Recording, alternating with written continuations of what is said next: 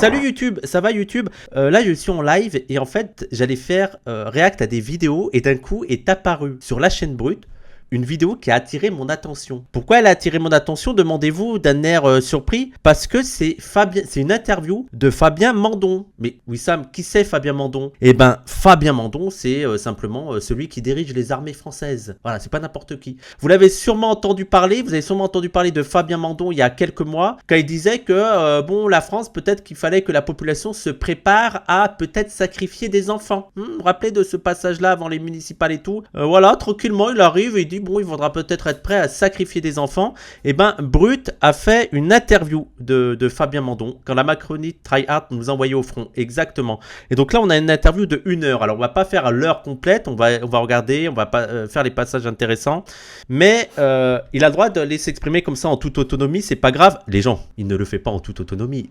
Alors, dites-vous qu'une interview comme ça sur Brut, je pense que ça fait 2 mois que ça se prépare. Ça fait 2 mois que ça se prépare. Et je pense qu'ils ont ils ont dû avoir les questions. Ils savent comment ça va se diriger. J'imagine qu'ils ont aussi eu la main sur le montage et tout. Voilà, on va parler de ça. On veut qu'on parle de ça. On veut qu'on parle de ça. On veut qu'on parle de ça. Voilà, ne croyez pas que là, on va avoir une interview assez piquante du général des armées. Préparez-vous à ce que Brut suce allègrement le général des armées et nous explique et pose des questions en nous disant « Ah ouais, donc il y a du danger. Donc il faut vraiment qu'on se prépare. Expliquez-nous pourquoi il faut qu'on se prépare. » Voilà. Ça devrait pas être le ministre à sa place. Bah, déjà, on est dans une dérive militariste. C'est normal maintenant en 2026 que tu as le général des armées qui viennent parler. Et je pense d'ailleurs qu'il va revenir sur la polémique. Brut, moi, ça m'inquiète un petit peu l'orientation que prend Brut. Mais Brut n'a pas été racheté dernièrement. Il n'y a pas eu un truc comme ça où ça a été racheté par... où je me trompe totalement de médias. Ça a été racheté par Bolloré ou un truc comme ça, non? Ouais, ça a été racheté par qui? Pour moi, ces gens-là doivent rester dans l'ombre. Ouais. Le média en ligne Brut, interlocuteur préféré de l'Elysée, oui. Par Saadé, très mal... Ah, par Saadé, ok. Ah, c'est pour ça qu'il y a quelqu'un qui parlait de Saadé, d'accord. Ok, c'est Rodolphe Saadé, le patron de CMA, CGM. Ok, macroniste. Ok, bah attendez, on a là. Le média en ligne Brut, interlocuteur préféré de l'Elysée. Si la proximité qui s'est établie entre Emmanuel Macron et le média aux millions d'abonnés sur les réseaux sociaux bouscule les traditions et interroge, les communicants du président l'assure. Elle n'est le résultat d'aucune stratégie. Bon, bah, si nous l'assure. Moi, j'ai eu un peu peur. qu'il y ait une stratégie de communication, mais non. Les communicants du président de l'Elysée nous l'assurent. Il n'y a pas de communication. Ok. Ouais, non, c'est des communicants, ils doivent avoir raison. Hein. Pourquoi ils mentiraient? Elle n'est le résultat d'aucune stratégie, pointant simplement une volonté du chef de l'État de s'appuyer sur des nouveaux canaux médiatiques pour toucher un public plus jeune. Et moi, je vous avoue que le journaliste de Brut, là, comment il s'appelle le journaliste de Brut? Je le trouve trop chelou. C'est d'ailleurs lui qui souvent interview Macron et tout. Il est connu en plus maintenant. Rémi Buzine. J'ai du mal avec Rémi Buzine. Hein. J'ai vraiment du mal avec lui. Hein. Rémi Buzine, ouais. Vraiment du mal. Bref, voilà, c'est acheté par des macronistes, donc ça explique aussi pourquoi ils ont le général de l'armée, quoi. Le général des armées qui est interviewé. Oui, c'est lui. Oui, mais il fait toutes les grosses interviews et tout. Et surtout, il est ultra fan. Il adore... il est où, là? Il adore les Femen. Il a tous les événements des Femen. À chaque fois que les Femen font une action, vous remarquerez, chaque fois que les Femen font une action, il est là, Rémi Buzine. Il est toujours là, à couvrir le truc. Mais bref. Oui, là, c'est pas lui. Oui, non, là, c'est pas lui qui interview Fabien Mandon. Bah, allez, let's go. On va prendre des parties. On va pas regarder toute l'interview, mais on va prendre des parties. On va voir ce qu'il raconte. Et on va se mettre en 1,25, hein, les gens, parce qu'on va pas tout faire. Hein. On va pas faire une 25. Mais comme ça vient de popper, il faut absolument le faire. Et comme d'habitude sur YouTube, tu n'oublies pas de liker, de commenter, de partager, de suivre la chaîne. Tu viens sur Twitch, tu viens sur YouTube. Il y a 2 chaînes. Il y a la chaîne Wissam Gzelka avec mes best-of. Et il y a la chaîne Wissam, @Wissam Zawa Prod, où il y a mes vidéos natives. Et notamment, il y a la vidéo de Frio. Et il y a une vidéo de revue de lecture du premier semestre. T'y vas. Allez, let's go. Est-ce que la France est prête mentalement à la guerre? Je pense qu'on n'est jamais prêt à la guerre. La guerre, c'est vraiment ce qu'on souhaite tous éviter. Donc maintenant, c'est pas nous qui allons décider. Nous, on va... Bon, ça, je pense qu'on va en reparler, mais ça, c'est la stratégie habituelle des va-t-en-guerre. C'est pas nous, en fait, c'est eux qui nous obligent à le faire. Mais tu sais, c'est comme quand il y a une guerre, la guerre préventive, c'est exactement ça. Hein. Les gens, la guerre, en fait, il y a toujours une justification de « Ah non, mais on veut pas faire la guerre, mais on est obligé un peu de le faire, même quand l'ennemi n'a pas encore attaqué. » Iran, c'est ça. Hein. Ah non, mais c'est une guerre préventive. Si on le fait pas, ils nous obligent. Voilà. C'est les méchants, ils nous obligent à faire la guerre. Ah là là là là. La France qui dit ça. Hein. On ne peut pas la guerre. Si un jour on avait une guerre, c'est quelqu'un d'autre qui l'a déclenchée. Ouais, bah oui, c'est pratique. Mais l'autre dit aussi la même chose, hein. L'autre, c'est aussi, c'est vous qui avez déclenché la guerre, hein. D'ailleurs, Poutine, c'est aussi son argument, Poutine, hein. Poutine reprend l'argument occidental de la guerre préventive, en fait. C'est vous qui avez déclenché la guerre, on n'avait pas d'autre moyen, hein. Oui, l'ennemi est bête, il croit que c'est nous l'ennemi, alors que c'est lui, c'est exactement ça, c'est la phrase des proches, mais c'est exactement ça. Ouais. Donc c'est Fabien Mandon intègre l'équipe des jeunes de l'Olympique Lyonnais, puis s'oriente vers la préparation des concours. Ah ouais, d'accord. pas. Je veux dire, on peut dire, moi je veux pas la guerre, mais enfin si quelqu'un vous fait la guerre, il y a un moment, il faut y aller. Et c'est un peu ça la situation. Voici l'homme qui dirige les armées en France. Il s'appelle Fabien Mandon, il a pris ses fonctions de chef d'état-major des armées en septembre 2025 et avait fait la une des médias en novembre dernier suite à cette phrase tirée de l'un de ses discours. Si notre pays flanche parce qu'il n'est pas prêt à accepter de perdre ses enfants, parce qu'il faut... C'est fou, hein, c'est dingue. Et en fait, moi, ce qui m'hallucine là-dedans, c'est qu'en fait, faire la guerre. Tu sais, il y a le truc de, peut-être va falloir faire la guerre. Mais jamais on se dit, mais pourquoi? Genre, dans quel objectif? Juste, il faut faire la guerre. Si, voilà, perdre nos enfants, mais pour quel objectif? Là, il y a peut-être des idéaux, ou peut-être des gens seraient prêts à aller à la guerre. Il n'y a pas de souci, tu vois, les guerres révolutionnaires, il y a la résistance, mais là, genre, juste, faut être prêt à perdre nos enfants, on sait pas pourquoi. Ouais. Les Russes, ah bah si, les Russes. dire les choses. Moi j'ai voulu aller au-delà des simples petites phrases, j'ai donc discuté longuement avec lui pour savoir si vraiment... Oui, d'un coup, il s'est dit, je vais l'inviter, il n'y a pas eu de discussion. Non, d'un coup, en fait, il a entendu ça, il s'est dit, oh, ça serait quand même sympa d'avoir une interview du gars. Et juste, il l'a contacté, le gars, il a dit, let's go. C'est comme ça que ça marche. C'est-à-dire que nous aussi, on aurait pu. Hein. Là, il essaie de nous faire croire ça. Tu sais, son récit, c'est, voilà, j'ai voulu en savoir plus et j'ai décidé, on allait discuter ensemble. Oui, ça se passe comme ça, une interview avec le général des armées. Bien sûr, j'y crois, ouais. En fait, il aurait pu venir à Zawa, c'est juste nous, on n'a pas osé l'inviter, hein. Il existe aujourd'hui un risque de guerre pour la France. C'est difficile de parler de la guerre. C'est quelque chose qui peut faire peur. Les militaires sont Qui peut faire peur. C'est pas... Non, ça peut faire peur. Hein. En tant que pilote Tchad, Fabien Mandon a effectué 144 missions de guerre, en particulier au Tchad et en République démocratique du Congo. Bon, l'armée française et la formation de ces soldats dans les colonies, et notamment en Afrique, grande histoire. On en parlera dans une autre truc, mais grande histoire. extrêmement attachés à la paix parce qu'ils savent ce qu'est la guerre. C'est assez rare en fait que vous donniez des interviews. Je crois que c'est la deuxième. Comment vous vous sentez? Moi, je suis très heureux d'être avec vous. Et comme par hasard, c'est sur Brut. Alors rien à voir avec le fait que ça a été racheté par Sadé, hein, qui est un proche de Macron. Non, c'est juste le hasard. Voilà. Ouais, parce que on connaît Brut, donc mes enfants me parlent de Brut. Voilà.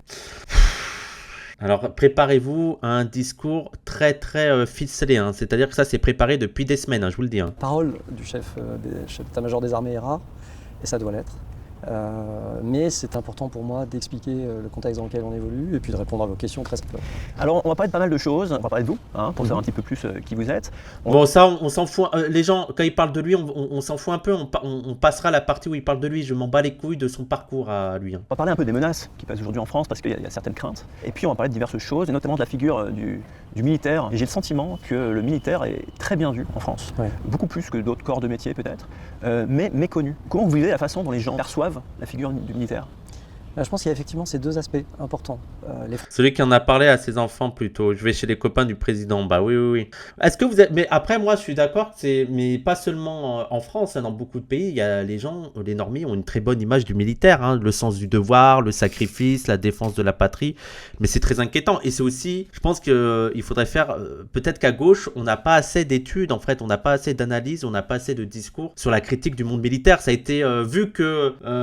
comment dire... Il y avait plus d'opérations en Europe, on a moins ressenti les guerres parce que le discours que la France a arrêté les guerres depuis 80 ans, il faut arrêter avec ça, ok? Il faut déconstruire le discours selon lequel la France a vécu en paix depuis 80 ans, depuis la Seconde Guerre mondiale, les conflits militaires sont terminés. Non, il y a toujours eu ce qu'on appelle des opérations militaires partout dans le monde, hein. On a bombardé des pays, on a envoyé des soldats, on a tué des gens, voilà, il y a toujours eu des opérations militaires. Sauf que c'était plus des guerres directes, et notamment avec des menaces directes sur notre territoire, qu'on ne s'est pas fait attaquer directement par un État, et donc j'ai l'impression qu'on a un peu perdu tout le discours antimilitariste. Mais pour moi, la preuve parfaite de ça, de comment la gauche a le discours antimilitariste a disparu à gauche, au-delà de tous les sociodémocrates qui se sont intégrés là-dedans et l'idée qu'il faut une armée, il faut du militarisme, c'est obligé, on voit avec Europe Écologie Les Verts et tout, mais en vrai, le vrai exemple pour moi, c'est Charlie Hebdo. Alors Charlie Hebdo n'est plus de gauche du tout, hein, mais notamment parce que le discours antimilitariste a totalement disparu. Et il faut savoir quelque chose, les gens, peut-être que c'est oublié, mais je veux dire, parce qu'on se fait beaucoup beaucoup sur... en fait, il y a beaucoup le truc de Charlie Hebdo, ils aimaient se moquer de tout et tout. Mais l'une des lignes directrices de Charlie Hebdo, de Harakiri Charlie Hebdo, l'une des lignes directrices qui rassemblait tout le monde, de Ciné à Professeur Choron, c'était l'antimilitarisme. C'était l'armée, ça va se faire foutre l'armée. On déteste les militaires, on déteste l'armée, on déteste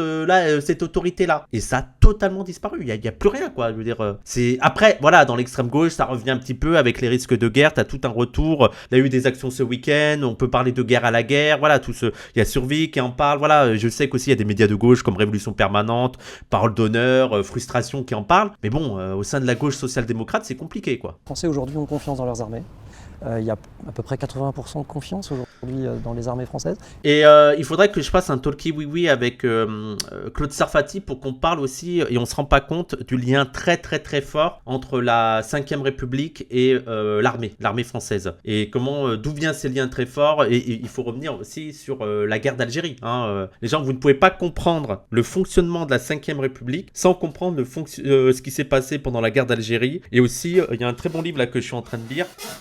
Celui-ci, Une armée révolutionnaire de Denis Leroux, les conflits qu'il y a eu en interne dans l'armée française, et notamment l'armée qui était en Algérie, l'armée qui était en France, les dissensions, les contradictions, une armée coloniale qui voulait révolutionner la France, et bref, les conflits qu'il y a eu avec le général de Gaulle, avec d'autres sphères de l'armée. Vous ne pouvez pas comprendre la 5e République et l'imbrication de la 5e République avec l'armée sans revenir sur la guerre d'Algérie. Et on invitera Sarfati pour parler de tout ça, quoi. Oui, le retournement du maoïsme par les paras. Oui, dans ce livre, en fait, ils sont beaucoup en mode, ils reprennent, mais d'une manière totalement débile. Ça se voit qu'ils ne comprennent rien à ce qu'ils ont lu, mais ils veulent reprendre les doctrines marxistes, maoïstes, trotskistes, ils mettent tous les termes et se les approprier dans une révolution nationaliste de l'armée. Bref, voilà. Je pense qu'on n'a pas assez étudié cette question-là et comment c'est très imbriqué, celle qu'on appelle la grande silencieuse, l'armée française, et la 5e République. Et elle le mérite. Mais d'un autre côté, je ne peux pas ignorer le fait que les armées sont assez peu connues.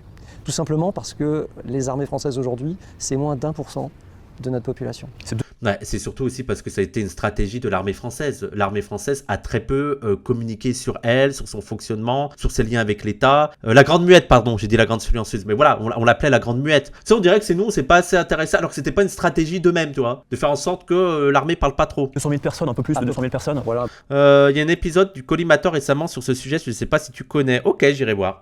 Sarfati, si tu peux l'avoir, ce serait génial. Il est sous-coté, ce gars, alors que l'armée, c'est un impensé de la gauche. Ouais, bah je pense qu'à la rentrée, on fera un talkie oui. On fera un talkie oui sur avec Claude Sarfati. Un peu plus de 200 000 personnes. Et puis il y a un peu plus de 50 000 réservistes. Je crois que vous visez 80 000 pour 2030. On va avoir un réserviste pour 2 soldats professionnels, donc 80 000 réservistes à l'avenir. Alors, je veux bien qu'on parle un petit peu de vous. Donc vous êtes le chef d'état-major des armées depuis septembre dernier. C'est donc le sommet finalement des armées en France. Mais il y a une chose qui est assez rare, c'est que votre famille n'était pas du tout militaire. Vos parents n'étaient pas militaires.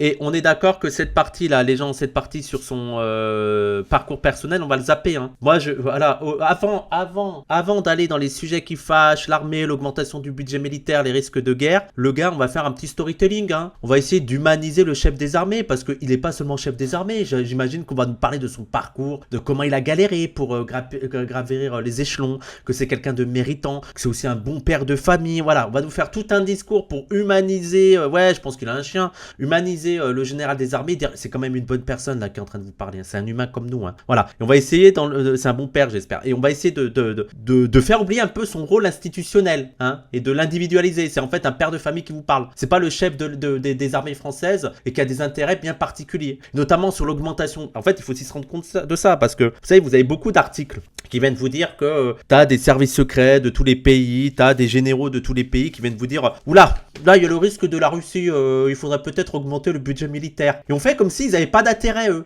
Genre, ah bon, mais pourquoi ils veulent qu'on augmente le budget militaire? Bah juste pour se défendre. Non, ils n'ont pas des intérêts personnels, économiques, l'institution n'a pas intérêt à ce qu'ils reçoivent plus d'argent. Non, c'est juste quand même la Russie. J'ai l'impression que c'est quand même très pratique comme menace, la Russie, pour ces personnes-là, pour justifier l'augmentation de leur budget, tu vois. Jamais personne se pose cette question. Oh. Là, vous dirigez l'armée, mais vous avez été aussi sur le front, enfin, vous avez participé à la guerre, quoi. Et ça, moi, je ne l'ai pas faite, la guerre, je ne me rends pas compte. Dans quelle mesure ça change un homme? Bon, c'est difficile de parler de la guerre. Oui. C'est quelque chose qui peut faire peur. Moi, Je veux déjà partager avec vous le fait que tout le travail des armées aujourd'hui, les armées que j'ai la chance de commander. Qu'est-ce qu'il est important de défendre l'impérialisme français? Oui, et après, c'est difficile de faire la guerre, je suis totalement d'accord. Après, j'ai quand même l'impression, frérot, que faire la guerre quand t'es dans l'armée française, ça n'a pas les mêmes risques que faire la guerre quand t'es dans une petite puissance du Sud où tu vas te faire bombarder par des grands États et tout. Voilà. Je pense qu'il y a aussi une autre différence de technologie qui fait que tu présentes moins de risques, hein, t'as plus de possibilités. Voilà, prendre une calage quand t'es un Congolais, là, oui, là, je pense que c'est autre chose. Là, je pense qu'il y a la crainte. Hein. Là, t'es fou. Ouh là là là là là là. C'est de tout faire Surtout qu'il était dans l'armée de l'air. pour nous protéger et d'éviter d'arriver dans ces moments de guerre. Les militaires sont extrêmement attachés à la paix. Tu en penses quoi de l'armée japonaise qui est basée sur le principe de la stricte défense du territoire national? Déjà, je pense que dans l'histoire du Japon, ce principe n'a pas été respecté. Mais surtout, la question, c'est qu'est-ce que ça veut dire la stricte défense du territoire national? Ça aussi, les gens, il faut aussi voir à quel point tous les discours, genre les codes d'une armée et tout, parfois des principes un peu flous. Tu vois, qu'est-ce qui veut dire? On attaquera que si il y a une vraie menace. Oui, mais c'est quoi une vraie menace? Tu vois, la stricte défense du territoire national. Ouais, mais c'est quoi la stricte défense du territoire national? Ça peut justifier une attaque d'un autre pays, hein, la stricte défense du territoire national. Tu peux aller en mode, là, la Corée du Nord, elle a deux droits de nous attaquer. Il faut attaquer la Corée avant qu'ils nous attaquent. Et on est dans la logique de la stricte défense du droit du territoire national. Voilà. En fait, t'as des principes flous où tu peux les manipuler comme tu veux pour tout justifier, quoi. Il y a des communicants hein, pour justifier n'importe quelle guerre. Hein. Parce qu'ils savent. Les US avec l'Iran, oui, exactement. Israël qui est en train de commettre un génocide, hein, c'est aussi pour la stricte défense du territoire national. Ce qu'est la guerre. La violence des combats. La dureté de voir des amis disparaître. Des villes détruites, des vies détruites. Donc il y a une profonde conscience de l'importance de défendre la paix. Deuxièmement, vous êtes un homme, une femme qui... J'ai un pote qui est entré dans l'armée et en peu de temps, il est devenu archi stupide. Mais après, l'armée, c'est une fabrication de teubés. Hein. L'armée, c'est vraiment, t'écoutes des ordres, tu réfléchis pas. Un bon soldat, c'est un soldat qui réfléchit pas. Mais c'est le... Bref, moi, je suis les gens, mais foncièrement, fondamentalement anti-militariste. Je déteste l'armée, vraiment. Je trouve qu'on ne cultive pas assez cette haine de l'autorité militaire. Je vous parle de tout ça en amont de notre discussion, parce qu'après, je peux parler des choses, on va parler de la guerre, il y aura des chiffres, il y aura des choses, mais ça me semble important quand même de replacer ça dans un contexte humain, c'est-à-dire que derrière tout ce dont on parle là, il y a des hommes... Un slogan de l'armée, c'est réfléchir, c'est déjà désobéir. Oui. Qui la vie. Eh oh, j'ai été militaire marin pendant 3 ans pendant la première guerre du Golfe. J'espère que c'était cool, t'as aimé? Quoi. Oui. Alors, vous êtes entré en fonction le 1er septembre 2025, et puis on parlait de vous en novembre 2025 parce qu'il y avait le 107e congrès des maires et des présidents d'intercommunalité de France, le 18 novembre 2025. Vous faites un discours, dans ce discours vous dites tout un tas de choses, et notamment... Les armées, c'est un extrait de la nation. Les femmes et les hommes qui sont aujourd'hui employés partout dans le monde ont entre 18 et 27 ans sur le terrain. Ils sont jeunes. Je suis intéressé par le point de vue 100% antimilitariste car je comprends en soi le point de vue, mais ça voudrait dire quoi? Stopper totalement le financement de la défense? Oui, mais par contre, les gens, c'est comme tous les trucs en fait, on sait très bien. C'est comme la fin des prisons en fait. Je veux qu'il n'y ait plus de prison, mais on sait que ça va pas arriver demain. Je veux stopper le financement de la défense, mais on sait que ça va pas arriver demain. Mais déjà, réduire le budget de la défense qui est en train de détruire le budget de toutes les services publics, oui, ça peut être un objectif, ouais. Ouais, bien sûr.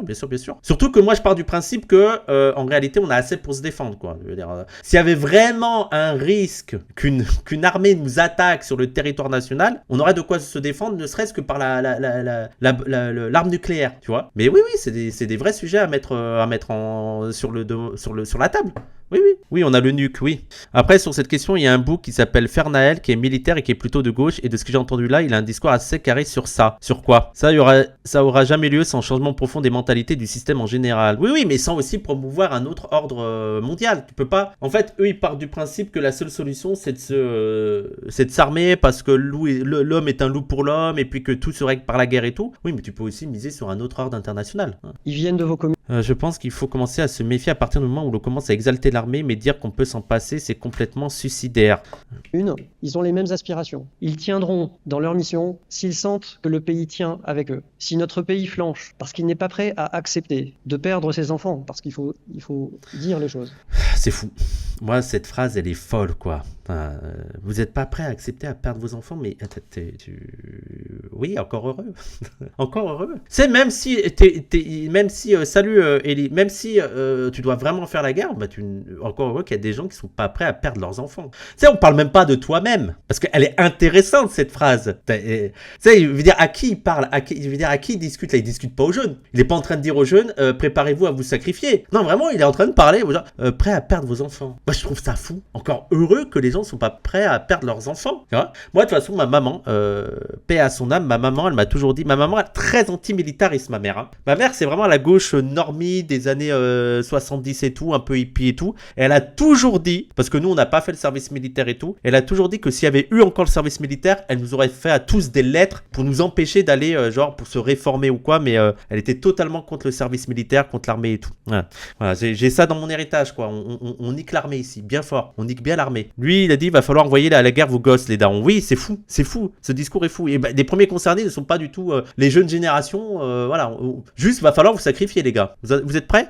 De souffrir économiquement parce que les priorités iront à de la production de défense, par exemple. Ça, c'est dingue, parce qu'on a beaucoup, les gens, on a beaucoup parlé du fait de sacrifier ses gosses, mais juste ça, là. Je veux dire, l'économie de guerre, où toute la production doit être tournée sur la production de guerre, et que tout le monde doit souffrir. Non. Rappelons les bases. Tout le monde ne va pas souffrir de cette économie de guerre, hein. Ça va être les classes populaires, hein. Ça va être les classes populaires à qui on va demander de travailler encore plus, pour moins d'argent, et de serrer la ceinture, alors qu'ils sont déjà maigres, tu vois. C'est dingue. Le discours est fou. Si on n'est pas prêt. C'est surtout là où il voulait en venir. Oui, bien sûr. Parce que, en fait, parce qu'il y a un truc aussi stratégique. Tu parles de être prêt à perdre tes enfants et ensuite à faire des sacrifices dans l'économie de guerre. Bah, t'es un peu plus prêt. Attends, perdre des enfants. Non, je préfère faire des sacrifices sur l'économie de guerre. Pas de souci, hein. Ouais. Non, mais c'est fou. Le terme de production, je sais pas si c'est un lapsus, mais l'imaginaire productif derrière est dingue. Bah après, va falloir produire pas mal d'armes. Et faut savoir, les gens, que les grands gagnants de tout ça, c'est toujours l'industrie militaire, l'industrie de l'armement et tout. Et en plus, l'industrie de l'armement a un problème. Parce que, rappelons le principe de l'industrie de l'armement, plus il y a du malheur, plus il y a des guerres, plus il y a des morts, plus elle gagne de l'argent, hein, parce que les armes là, les bombes, les obus et tout, on aimerait bien en vendre d'autres, donc vous voulez pas les user, hein. Y a pas d'obsolescence programmée, hein, dans l'industrie. C'est genre, allez, faut vider les stocks, allez, on envoie ça, il faut des guerres pour qu'on en produise d'autres et qu'on gagne de l'argent. Je veux dire, cette industrie, elle est dingue. Prêt à ça, alors on est en risque. Mais je pense qu'on a la force d'âme. La France a toujours démontré sa force d'âme dans les moments difficiles. Et là, on est dans le moment où il faut en parler. Il faudrait complètement quitter la construction sociétale tricentrée qui met les militaires dans le rôle du guerrier chevalier qui impose son pouvoir. Passons à un système où la caste guerrière est abolie et remplacée par la formation et l'équipement de tous les citoyens. Toi, t'es une vraie communiste, toi. Si t'inquiète. Ok, je pensais que je l'avais pas fait. Donner aux armes. L'éducation et la santé, on s'en fout, mais pourquoi?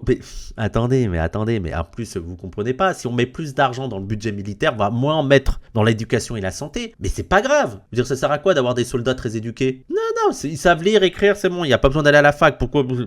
Non, en plus, ils sont relous. Les gens, dès qu'ils vont à la fac, dès qu'ils découvrent des discours et des théories, non, ils deviennent chiants, ils se mettent à réfléchir. Non, c'est pas très grave, tant mieux.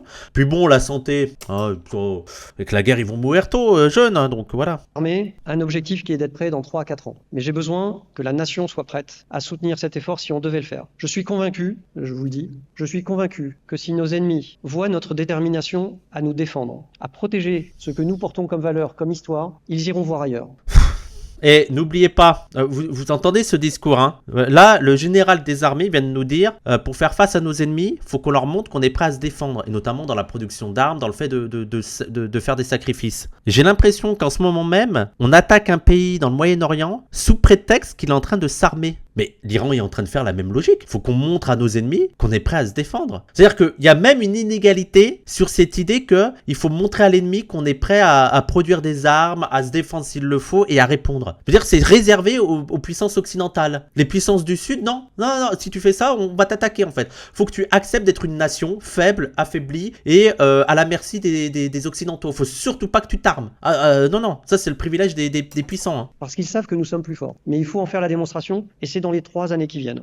La phrase qui a fait parler, c'est que la France doit accepter de perdre ses enfants. Alors que tout le passage devrait nous faire parler, hein, l'économie de guerre. Et nous, ça fait des années qu'on en parle. On va de plus en plus sur l'économie de guerre. Et ça aide les capitalistes, hein. Ça leur va très bien. Hein. Mais t'as pas compris, Wissam, l'Iran, ils sont très, très méchants. Nous, on sort, mais on est très gentils du coup. On a le droit, c'est littéralement le discours des libéraux qui nous gouvernent. Ah oui, non, mais moi, ça me rend fou. Hein.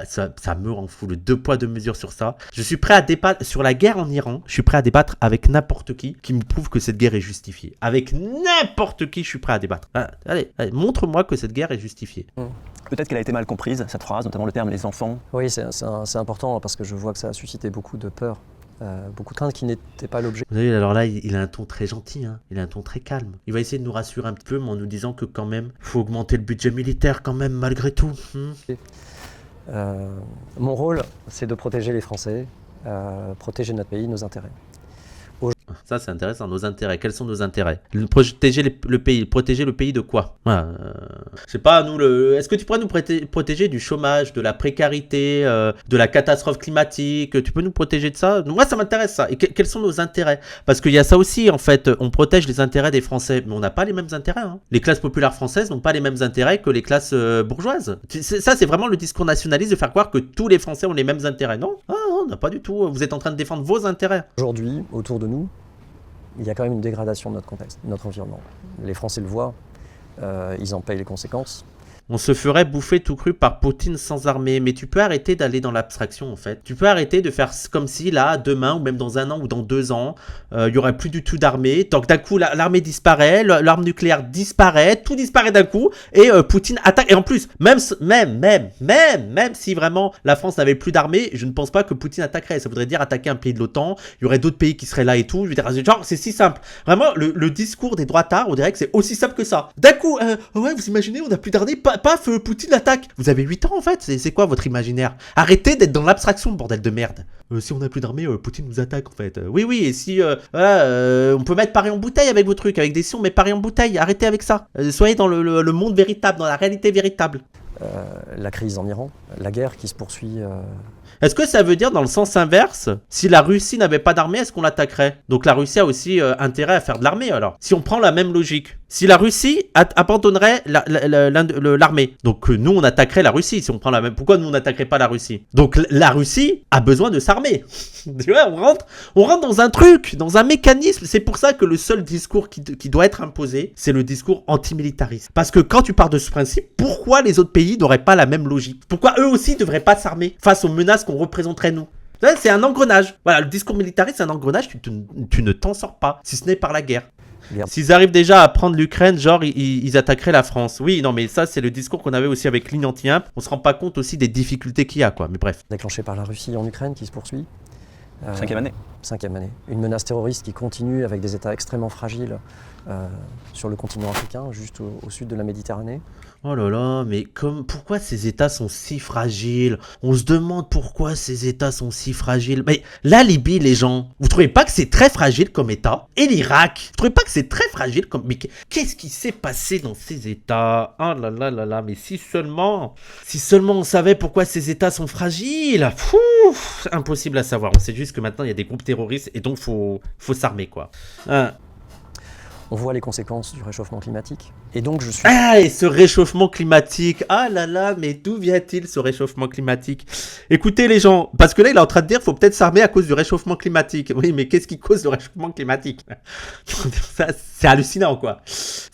Les gens, l'industrie militaire est parmi les principales institutions qui provoquent de la pollution. Et même les inventions, les technologies développées par l'industrie militaire, c'est une catastrophe. C'est une catastrophe climatique. Mais là, on nous dit, oh là, il faut encore plus d'armées parce qu'il y a le réchauffement climatique, l'engrenage, quoi. L'engrenage de malade. Mais vous inquiétez pas, on réfléchit à une armée verte, hein, qui marchera avec le solaire ou je sais pas quoi. Ouais, bien sûr. Donc, oui, le but de l'armée, c'est de détruire le vivant, hein. Pas seulement des humains, le vivant, quoi, le vivant. Mais il faut plus d'armées contre ça. Il est quand même en train de nous dire, oula, réchauffement climatique, les gars, il va falloir s'armer. Moi, je propose qu'on envoie... En fait, c'est le soleil qui nous réchauffe. Venez, on bombarde le soleil, en fait. Pourquoi on n'y a pas réfléchi?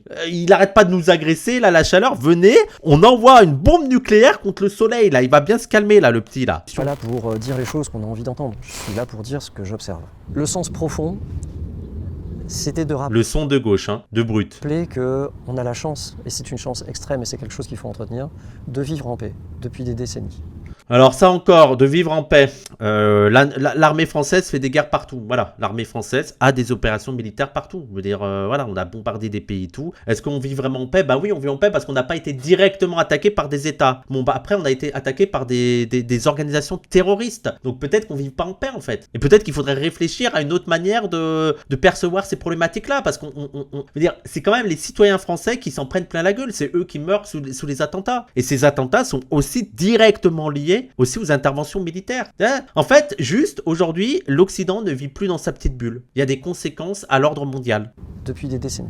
C'est ce qu'il y a de plus précieux. Sur un continent où, en général, on se fait la guerre très régulièrement. Et d'ailleurs, la paix sur le continent...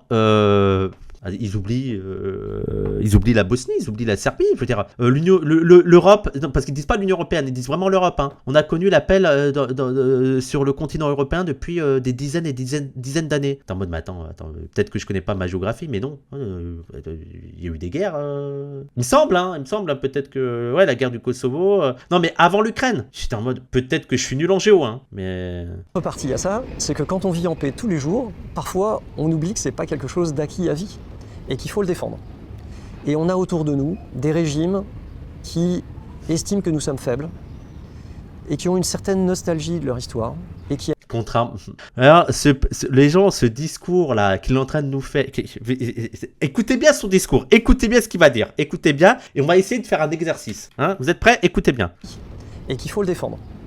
Et on a autour de nous des régimes qui estiment que nous sommes faibles et qui ont une certaine nostalgie de leur histoire et qui aimeraient rétablir une empreinte territoriale plus importante. C'est la Russie. Ouais. Je pense que Poutine pourrait tenir exactement le même discours sur l'Europe, sur les États-Unis. Il pourrait exactement dire ça. Ils pensent que nous sommes faibles et ils sont nostalgiques de leur passé colonial où ils avaient des territoires partout, c'était les dominants, ils aiment pas qu'on soit puissant et tout. Exactement pareil. Je veux dire, en fait, et ce truc de nostalgie, en plus la France n'est pas nostalgique de son passé. Genre, la Russie elle est nostalgique de son passé. Je sais pas du tout le discours français sur la grandeur de la France, sur les territoires et tout. C'est une folie. En fait, tu prends le discours ce discours nous semble normal pour les normies français, juste parce que c'est français en fait. Mais c'est un autre pays qui a exactement le même discours, ça ne passe plus. Genre l'Iran pourrait exactement dire ça. Hein. L'Iran pourrait dire, là on a autour de nous des régimes qui pensent que nous sommes faibles et qui veulent pas nous laisser se renforcer et qui sont nostalgiques du passé où ils nous colonisaient, où ils décidaient, ils avaient notre pétrole et tout. Voilà. Pourquoi ça ne marcherait pas? Là, t'es sérieux? Pour toi, la France est nostalgique de sa période impériale? Oui, de sa période impériale et coloniale. Après, il y a un problème, c'est que je vois pas pourquoi la France serait nostalgique de sa période coloniale, parce que elle est toujours une néocolonie. Déjà, la France est encore un empire colonial, et bon, la France-Afrique, le néocolonialisme dure encore. Hein. La France a encore des bases partout dans le monde. Donc oui. Qui attaque la Géorgie, 2008, qui s'empare de la Crimée, 2014, et qui réattaque l'Ukraine en 2022, d'une guerre. Mais sinon, moi je suis d'accord avec ça. Est-ce qu'on peut faire, monsieur Mandon, est-ce qu'on peut faire le nombre de guerres menées? Allez, il part du principe que la Russie a mené plusieurs guerres, comme quoi c'est un pays offensif et dangereux. Déjà la France, on pourrait faire les opérations militaires de la France, hein, mais les États-Unis, on fait le nombre de guerres des États-Unis. Alors, dernièrement, ils ont même kidnappé le chef d'État d'un pays. Hein. Alors, on peut y aller, hein, on pourrait voir. Moi, je suis prêt à ce qu'on compare qui est le plus dangereux, qui est le plus agressif, qui est le plus belliciste entre les États-Unis et la Russie. Je suis prêt à qu'on fasse le comparatif. Voilà. Non, je suis prêt, moi, il n'y a pas de souci. Qui continue en ce moment. Ce que j'ai voulu dire, c'est qu'à un moment, il faut réaliser que ça existe. Il y a Cuba, là. Il y a Cuba qui va bientôt être envahi. Et que si, malheureusement, des rivaux voulaient aller trop loin et nous tester, il faudrait qu'on réagisse par la force. Réagir, ça veut dire engager les armées. Et tous les militaires aujourd'hui savent ce qu'on évoquait tout à l'heure. C'est-à-dire que si on engage les armées vont nous défendre par la force. Dire que la France-Afrique, c'est une nouvelle forme de colonialisme, c'est juste ne rien comprendre. Ça marche, ça roule, ça marche. Etrena Dimitri, je sais que tu as bien bossé sur le sujet, donc je vais te croire, effectivement. Oui, c'est rien comprendre au sujet, le néocolonialisme, tout ça. Oui, bien sûr, ça marche. C'est rien comprendre, ouais. Donc elles vont certainement tuer, en acceptant aussi de perdre des leurs. On s'entraîne tous les jours durement pour l'éviter, mais on ne peut pas l'écarter, on défend notre pays. Au prix...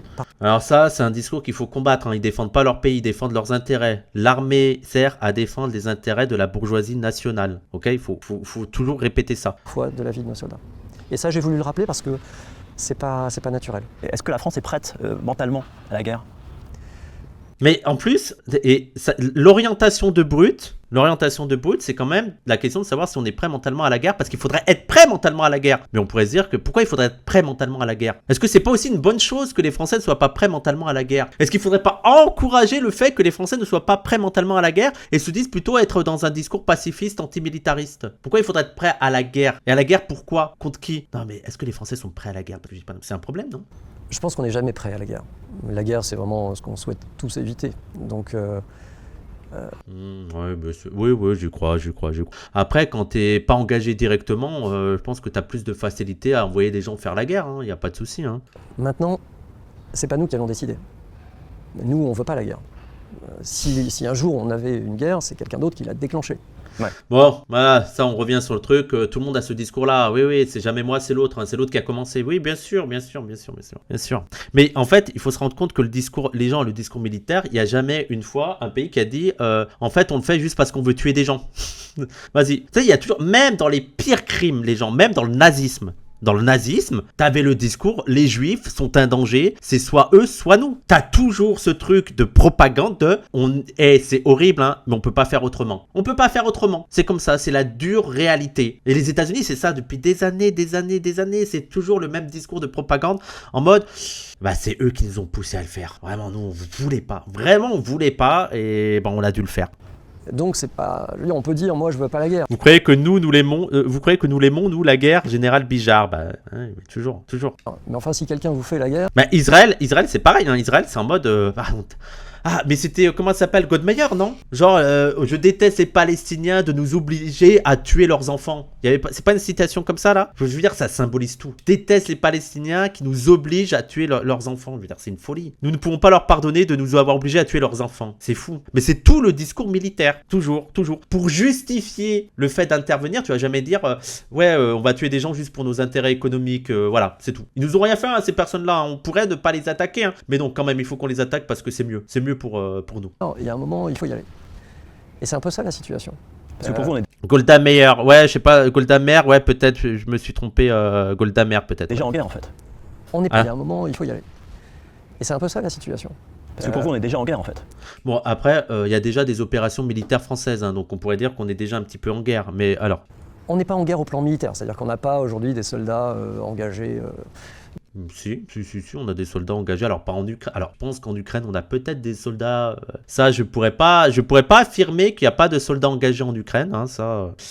Mais sinon dans d'autres territoires d'opération militaires, oui, il y a des soldats engagés. Dans une grande guerre, d'accord. On fait tout pour éviter d'arriver à ce niveau-là. On a une guerre un peu plus sournoise aujourd'hui. Il y a peu de temps, j'étais en Finlande. Ouais. Et qui m'expliquait les derniers éléments de doctrine développés par certains généraux russes. Tu es conscient que le franc CFA, c'est une toute autre monnaie qui a gardé le même sigle. Il est mignon, Etrena Dimitri, il est mignon. Rédigé dans des documents, Le franc CFA, ça n'a rien à voir avec la monnaie coloniale, mais rien à voir. Rien. Dans des livres, pas traduits chez nous, dans lesquels ils expliquent que la guerre, elle est continue. Et en fait, ce qui se passe aujourd'hui dans nos sociétés, notamment dans la désinformation... Mais le son est catastrophique. Attendez, brut, wesh, brut. C'est ce qu'on appelle des opérations hybrides. C'est une forme de guerre. Quelques exemples. Pour les Parisiens qui se sont promenés dans Paris au moment des Jeux Olympiques. On se souvient, dans les rues, il y avait des espèces de tags sur les murs dans nos rues qui mettaient « Attention, balcon fragile ». Moi, j'aime bien courir. J'ai vu ça la première fois, je me suis dit « Tiens ». J'ai regardé le balcon, je me suis dit « Tiens, c'est bizarre ». Et puis je l'ai vu dans de nombreuses rues. Peu de temps avant, j'avais entendu qu'il y avait des punaises de lit partout. Tout ça, c'est des choses qui ont été organisées. Les cercueils. Attends, il est en train de dire que c'est la Russie, c'est ça? C'est la propagande russe? Même les punaises de lit, c'est la propagande russe? Ça va, je pense que ça... Je veux dire, ce genre de guerre, ça ira, quoi. Moi, ça me va, Puis bon, les gens, le truc de la guerre hybride, ça aussi, ils se foutent trop de notre gueule, quoi. Le truc de la guerre hybride et de la propagande, genre, nous, on fait pas ça. Non. La France, faire une propagande dans des pays étrangers, faire de l'entrisme, orienter, financer des partis politiques, contrôler des médias, faire la France, jamais, au grand jamais on fera ça. Alors là, non, bien sûr que non. Bien sûr que non, on fera jamais ça.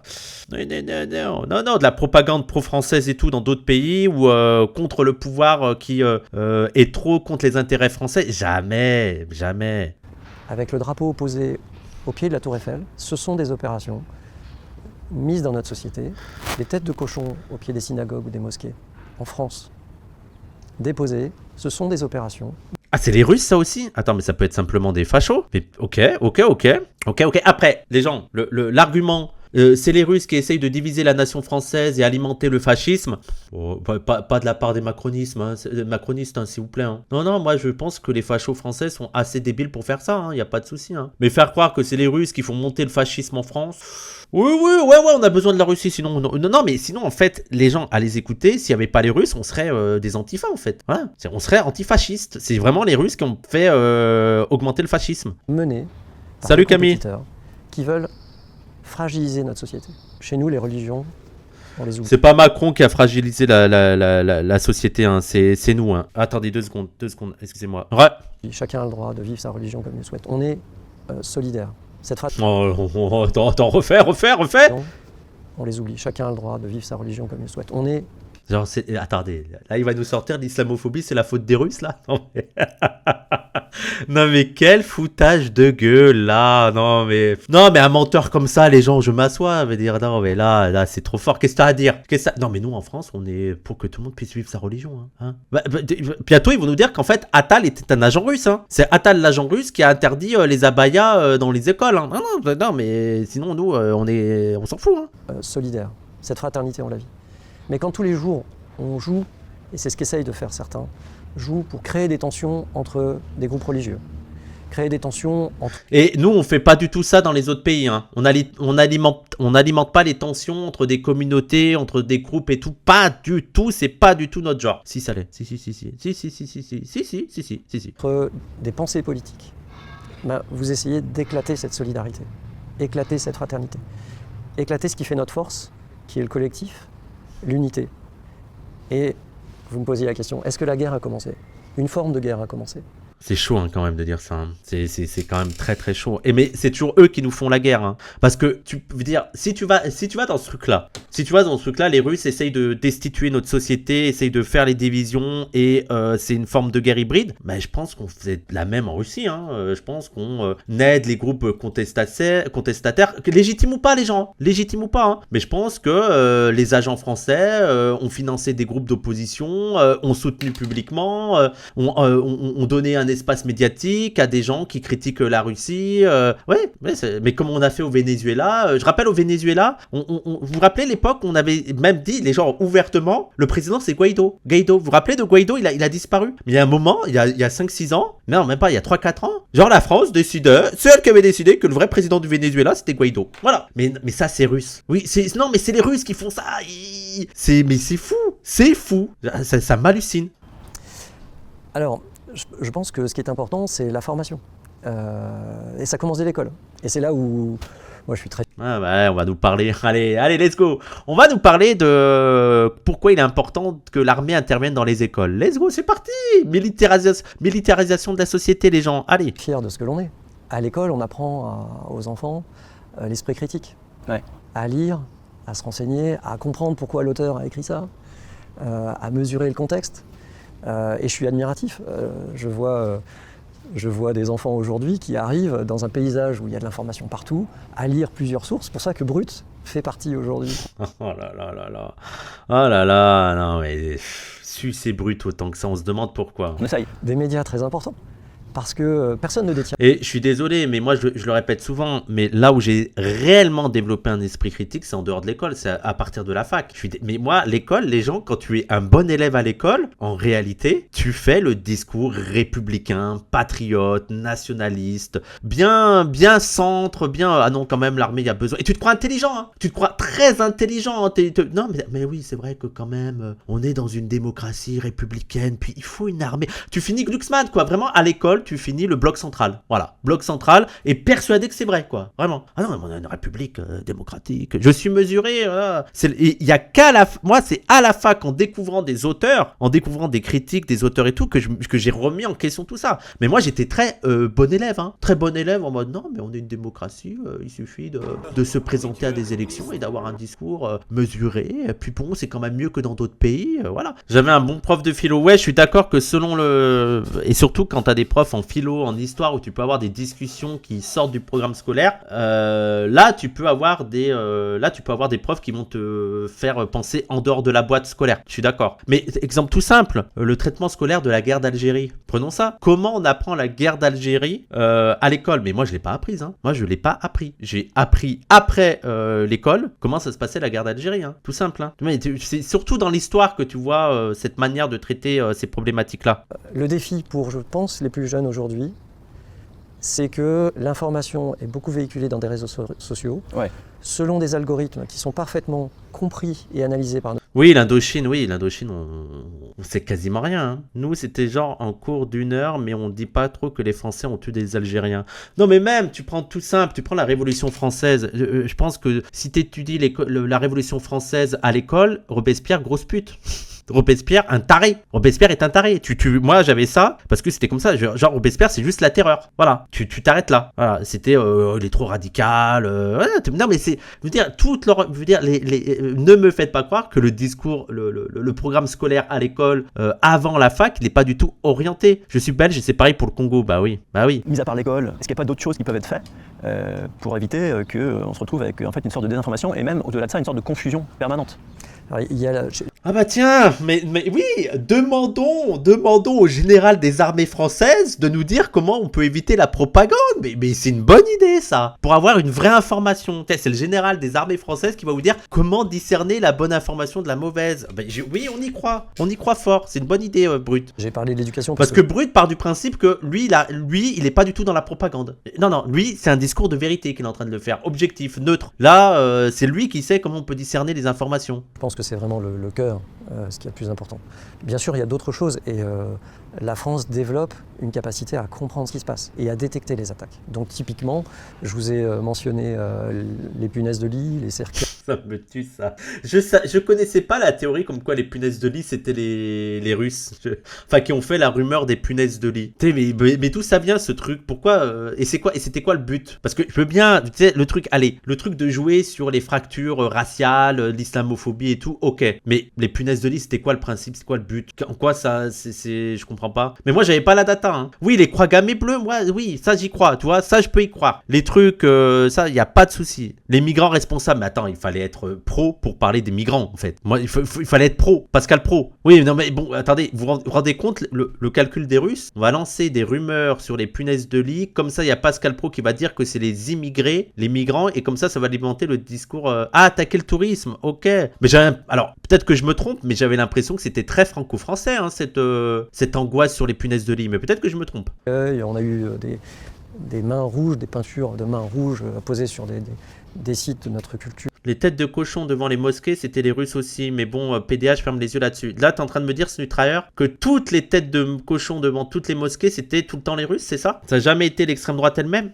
Et si ça, c'est les Russes, ça veut dire que l'islamophobie d'extrême droite, avec des mosquées taguées, ou l'intimidation, ou le refus dans des restaurants et tout, ça n'a pas besoin d'être tout le temps les Russes pour être scandaleux, tu dévies. Mais non, mais je veux dire, pourquoi pour toi, c'est important de dire que c'est les Russes? Parce que moi, mon argument, c'est de dire qu'on n'a pas besoin des Russes. Regarde, Snutrailleur, je te dis qu'on n'a pas besoin des Russes pour être islamophobe. Donc pour toi c'est important de dire que ça c'est les Russes. Il y a parfois les têtes dans les têtes de mosquées devant les têtes de cochon devant les mosquées, c'est les Russes. Le fait qu'ils déploient de l'énergie pour amplifier l'islamophobie devrait être suffisant pour t'indigner. Mais en fait, je m'indigne déjà, le principal producteur de l'islamophobie en France, c'est l'État français. Snutrailleur, ce qui a beaucoup fait parler, c'est l'abaya. L'abaya, c'est les Russes. L'interdiction, je veux dire, il n'y a pas besoin des Russes pour gâcher la vie des Français musulmans. C'est les Russes qui ont interdit l'abaya à l'école. C'est les Russes qui ont mis des lois comme quoi même les collants au foot et tout, il faut faire attention et tout. Par contre, si tu me dis que Poutine est islamophobe, je te dis ouais, il est islamophobe, il n'y a pas de souci, mais il n'y a pas besoin de Poutine pour que l'islamophobie soit invivable en France. L'islamophobie, il n'y a pas besoin des Russes pour exister. Ça changerait au fait qu'ils jouent dessus. Mais je veux dire, oui, ça ne changerait qu'au fait qu'ils jouent dessus. En fait, cette récupération, moi je te dis, cette récupération, notamment du Gérald Mandon, pour faire croire que l'islamophobie, c'est à cause des Russes qui essayent de fracturer la société, elle est assez rigolote quand tu sais que le général Mandon est proche du pouvoir le plus islamophobe de ces 50 dernières années. Oui, ça me révolte. Ça me révolte que le général Mandon essaye de nous faire croire que l'islamophobie en France, c'est à cause des Russes. Ouais, mon cul sur la commode aussi. Ouais, bien sûr, mon cul sur la commode. Ouais. Oui, non, mais après, oui, bien sûr qu'il y a l'extrême droite qui fait dedans. Et après, il y a les Russes dedans, oui. Les Russes jouent sur la division, super. Sauf que s'il n'y a pas les Russes, il y a toujours le même niveau d'islamophobie. J'ai jamais entendu une telle réflexion de toute ma vie, mais ok, lol. Ok. Très important. On a su remonter la filière, c'est tout le travail des services de l'État pour comprendre que derrière les quelques personnes qui étaient arrêtées, il y avait toute une organisation. Mon cul sur la commode, mais non, ça vient pas de moi, c'est connu cette expression, mon cul sur la commode. Mais en fait, moi je connais les gens comme Snutraer, c'est des gens qui sont complètement débiles et qui croient qu'on est pro-russe. Tu sais, qui croient que Poutine c'est un modèle. Mais genre Poutine pour moi est à l'opposé de mes idéaux. Que ce soit en termes d'antiracisme, de décolonial, de lutte des classes. En fait, faut que vous arrêtiez. Quand on ne verse pas dans la propagande anti-russe en France, faut vous arrêter de vous faire croire qu'on est pro-russe. Je m'en fous de Poutine. Je veux dire, Poutine n'est pas mon modèle. Poutine n'est même pas, ça me fait pas rêver une victoire de Poutine en Ukraine. Je m'en fous en fait. C'est mon opposé politique, c'est un ennemi politique, Poutine. Sauf que là, en France, ne faites pas croire que c'est Poutine l'islamophobie, quoi. Dans tout le contexte qu'on évoque, effectivement, il y a la question de l'argent, des moyens engagés pour soutenir les armées. Alors les budgets ont beaucoup augmenté. Par exemple, Emmanuel Macron, dans son discours aux armées en juillet 2025, il disait « Nous consacrerons donc… » Les budgets qui ont beaucoup augmenté, on parle d'augmentation historique. Hein. Ils ont beaucoup augmenté. Donne les sommes. 64 milliards d'euros pour notre défense en 2027. Rappelons les gens que 64 milliards d'euros, quand en même temps, on est en train de nous parler d'une crise économique, on est en train de détruire les services publics, on baisse le budget de l'éducation, on baisse le budget de la santé et on veut augmenter l'âge de la retraite sous prétexte qu'on n'a plus de thunes. Il faut quand même remettre... Déjà, la somme est astronomique, mais il faut la mettre aussi en comparaison à la manière dont on traite les autres domaines de la société. Et 64 milliards d'euros dans la mort, bah oui. C'était 400 milliards sur 5 ans, oui. Double du budget dont les armées disposaient en 2017. Le double. On a doublé le budget de l'armée quand à côté on n'arrête pas de nous dire que c'est la galère, faut serrer la ceinture. Actuellement, il y a la question de l'actualisation de la loi de programmation militaire 2024 à 2030. Le texte du gouvernement, il voulait ajouter 36 milliards d'euros sur 5 ans. Je ne vais pas rentrer dans les chiffres parce qu'on va perdre tous les gens qui nous regardent. Est-ce qu'aujourd'hui, l'armée... Oui, on est débiles, on va se perdre dans les chiffres. Bah, bien sûr, oui. Bon, on va pas donner tous les chiffres. Hein. Ouais. A suffisamment d'argent pour effectuer sa mission ?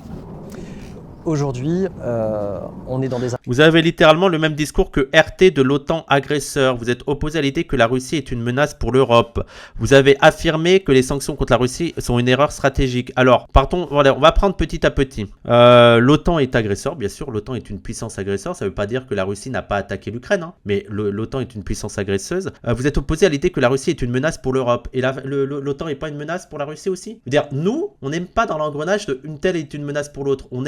Effectivement, on est dans un monde inter-impérialiste. Les impérialismes sont des concurrences entre elles. L'idée, c'est pas de soutenir un impérialisme contre un autre, c'est de casser cet engrenage. Donc, effectivement, j'imagine bien que la Russie est une menace pour l'impérialisme occidental, effectivement. Mais moi, c'est ni l'un ni l'autre. Et mon premier objectif en tant que Français, c'est de s'attaquer à l'impérialisme de mon pays. Est-ce que tu arrives à comprendre ça, hein? Et on pourrait se demander, est-ce que la France n'est pas une menace pour le reste du monde? Allez, tu me dis la Russie est une menace pour l'Europe. La France n'est pas une menace du point de vue africain, du point de vue sud-américain, du point de vue moyen-oriental, du point de vue de beaucoup de pays d'Asie. Est-ce que la France est une menace ou pas, Snutraer? Vas-y. Est-ce que la France n'est pas une menace? Alors, est-ce que la France n'est pas une menace? Réponds-moi. Tu me dis que la Russie est une menace. Ok, pas de souci. Est-ce que la France est une menace ou pas? Si c'est une menace pour plein d'autres pays, alors c'est quoi ta priorité? Mais d'un autre côté, on a également des menaces extérieures. Ok, mais c'est quoi ta priorité? Allez, tu viens de dire que la France est une menace pour tous les autres pays, mais que la France est aussi menacée par d'autres pays. C'est quoi ta priorité, toi, en tant que Français? Voilà. Tu sais que la France est une menace pour plein d'autres pays. Et tu dis qu'il y a la menace russe. Quelle est ta priorité? Dis-moi. Ça va distinguer nos orientations politiques. Parce que là, je suis pas en train de te dire que la Russie est un bon pays ou un mauvais pays. Ok, partons du principe que c'est une menace. Quelle est ta priorité? La France est une menace beaucoup plus théorique que la Russie. Oui, la France est une menace beaucoup plus théorique. Elle a pas bombardé, elle a pas théorique. T'es sérieux, théorique. Bah, par principe, m'intéresse davantage aux menaces qui me concernent directement. Oui, donc tu t'en fous que la France tue des gens dans le pays du Sud. Tu t'en fous. Que la France constitue une menace pour les pays du Sud, t'en as rien à foutre. Toi, ça ne te touche pas. Voilà, c'est bien ce que je dis. Tu viens nous faire des leçons d'internationalisme, espèce de fils de pute, et t'es juste en train de me dire, moi, ce qui me concerne, c'est les menaces qui pèsent sur moi. T'as rien à foutre que ton pays soit une menace pour les pays du Sud. Ça ne te touche pas, tu t'en fous. Tu t'en fous que c'est en train de bombarder des pays, il y a des bases militaires partout, on tue des gamins, tu t'en bats les couilles. Voilà, c'est exactement ce que je voulais démontrer. C'est fou. Ça me concerne. En fait, c'est ta pense qui me menace. Et après, ils viennent nous faire des leçons. C'est ça qui me rend fou. Ils viennent nous faire des leçons d'internationalisme. Genre, lui, le plus important, c'est que la Russie soit une menace. Il n'a rien à foutre que son pays, là, son mode de vie est lié au fait que la France soit un pays impérialiste et des bases partout, soit le deuxième plus gros producteur d'armes dans le monde. Ils n'en ont rien à foutre. Quand même, je suis menacé par la Russie. Bah, arrête de faire des leçons, en fait. Une époque où on pensait que la paix était garantie et donc... les choix de la nation ont été vers d'autres domaines que la défense. On a réduit très largement. Encore heureux qu'on a réduit le budget de la défense pour l'investir ailleurs, quoi. Encore heureux. Le budget de la défense, parce qu'il y avait d'autres priorités. En 2016, on a des attentats. Pourquoi ? Quels sont qu'est-ce qui fait qu'il y a des gens qui nous attaquent de plus en plus ? Qu'est-ce qui fait qu'il y a des organisations terroristes qui émergent dans des pays et qui décident d'attaquer les pays occidentaux ? Quels sont les événements mondiaux qui ont provoqué ce désordre-là, ces attaques-là ? Et il ne s'agit pas de dire que Daesh, ils font que réagir. Daesh, ce sont des salopards de fachos. Mais comment ça se passe ? Comment ça se fait qu'il y a eu ces attentats-là ? Et comment ça se fait que ces organisations terroristes émergent dans ces pays-là? Pourquoi Daesh est apparu à ce...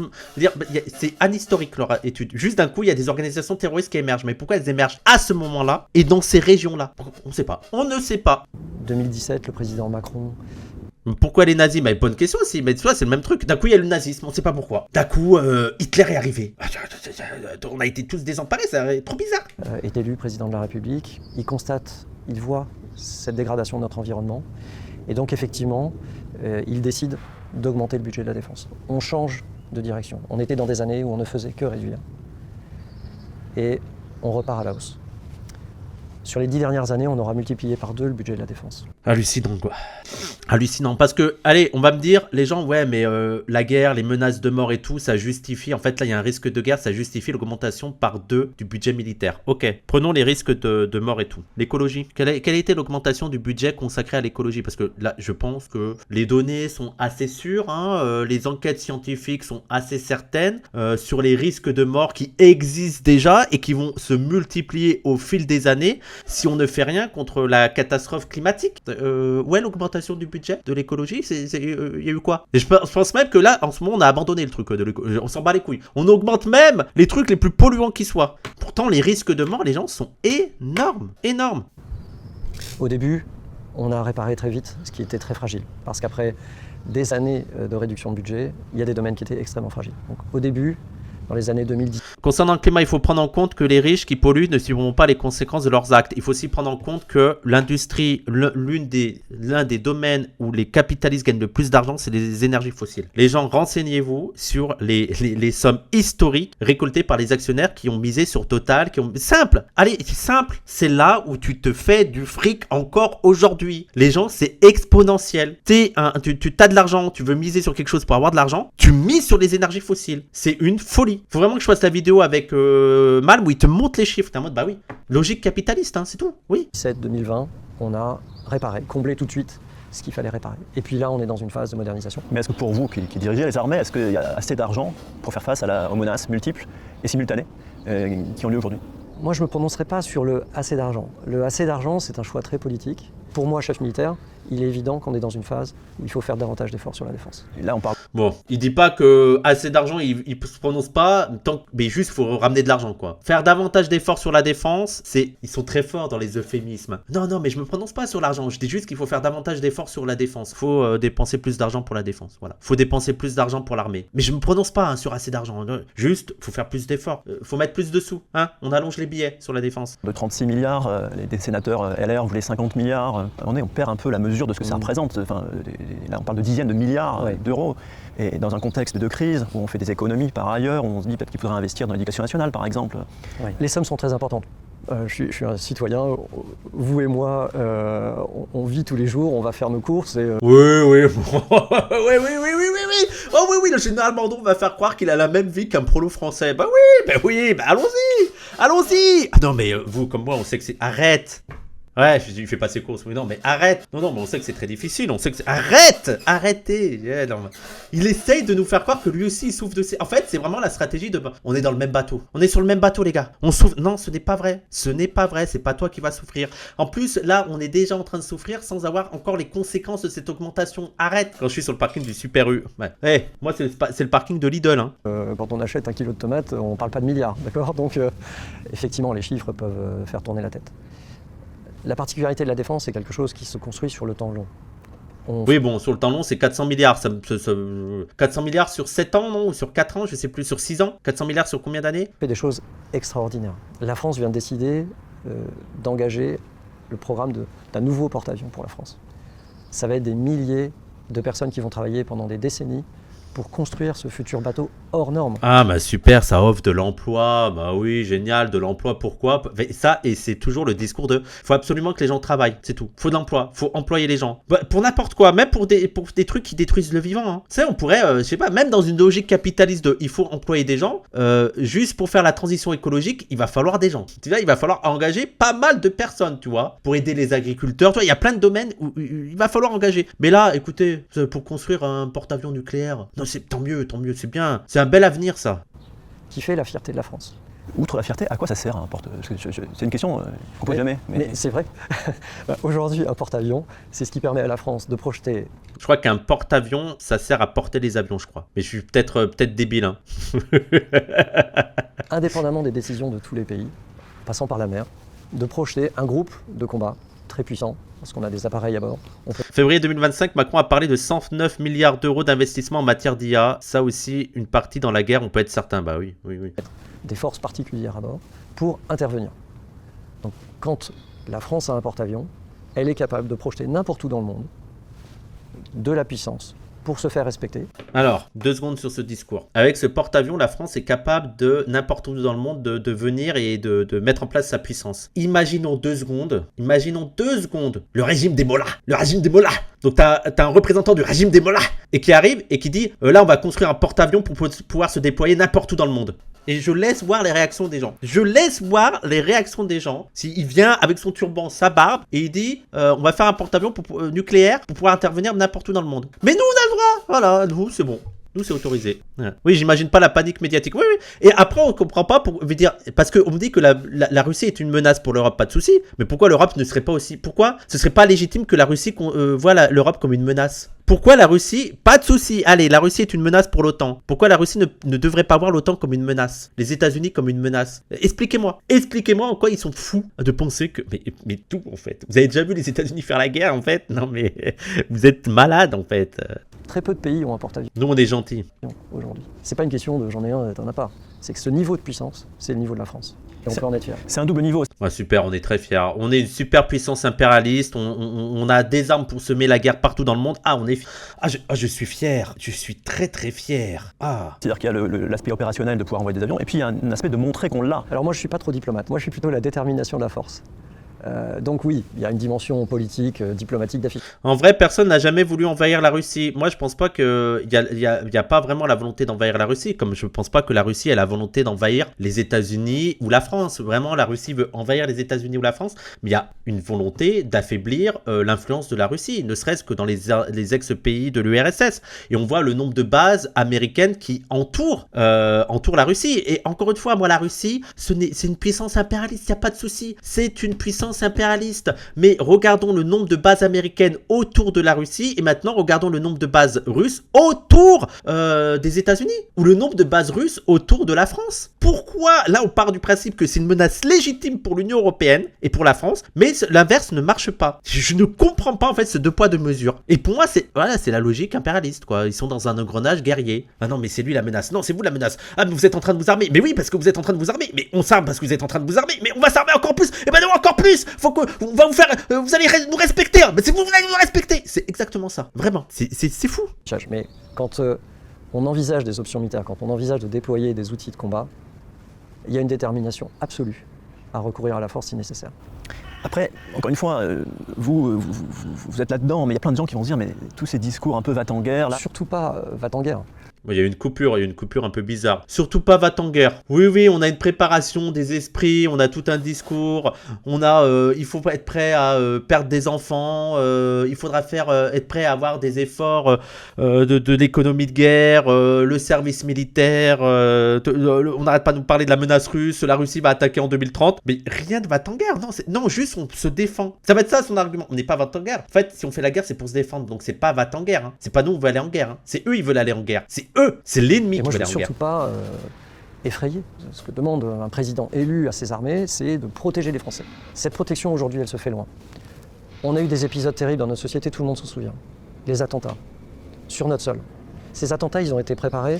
Moi, je pense, alors je suis peut-être naïf, hein. Je suis peut-être le gars le plus naïf de tous les temps, mais j'aime ma naïveté. Hein. Mais je pense que si vraiment on veut protéger la population française des guerres, du malheur, de la misère, des organisations terroristes, on devrait peut-être promouvoir un ordre plus égalitaire, je sais pas, un ordre égalitaire fondé sur le droit international, sur la justice, sur l'échange, sur la solidarité. Mais peut-être je suis fou, peut-être que je suis malade, hein. Je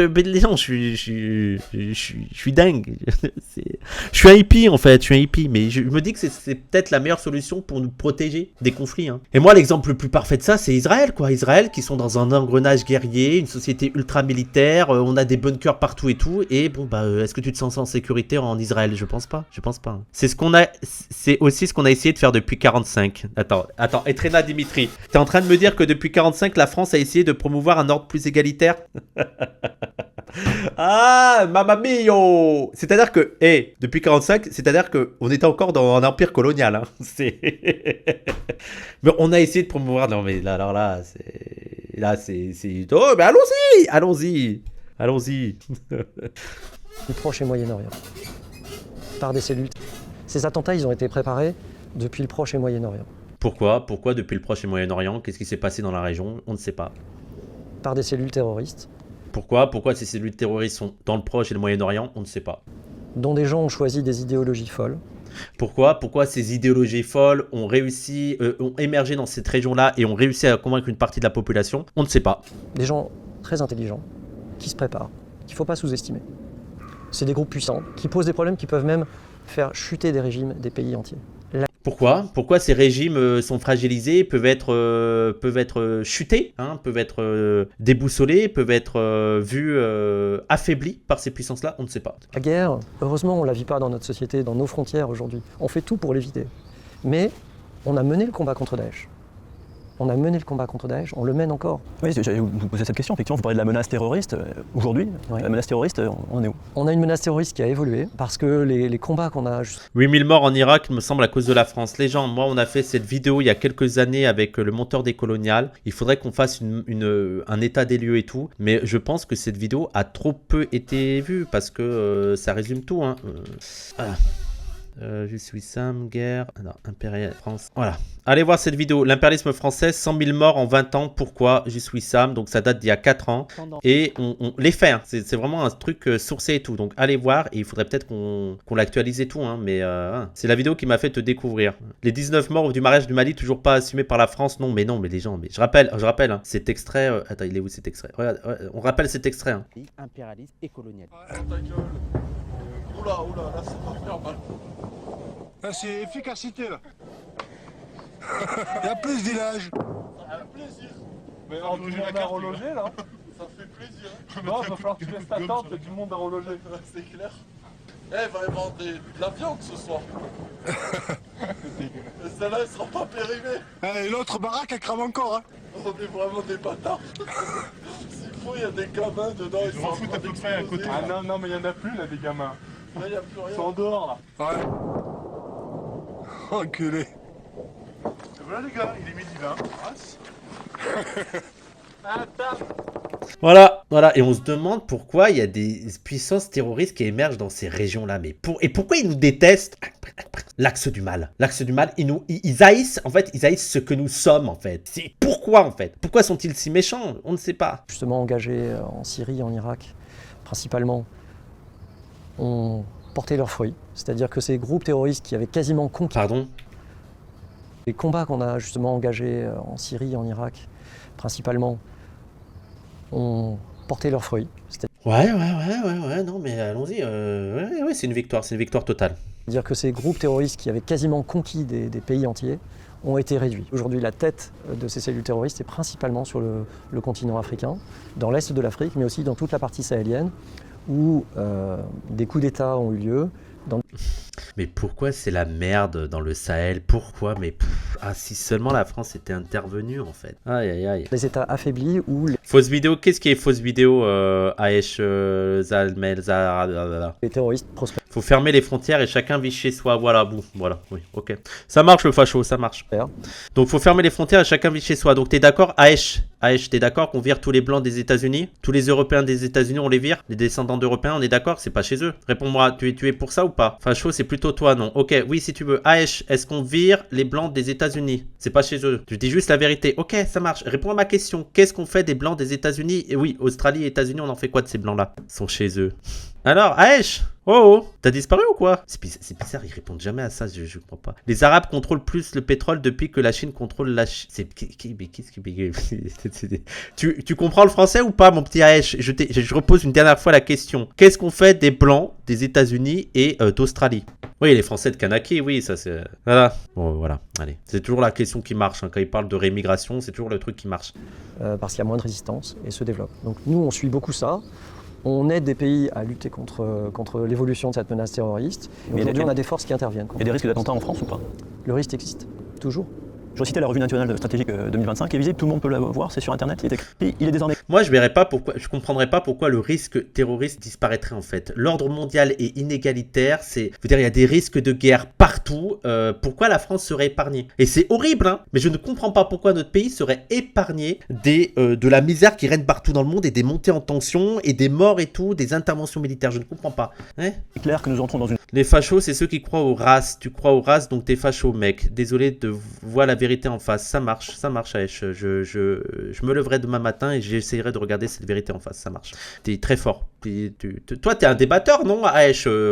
T'arrives à mettre les gens en place, hein, franchement. Bravo. Hein. Nouvelle ère, celle d'un risque particulièrement élevé d'une guerre majeure de haute intensité.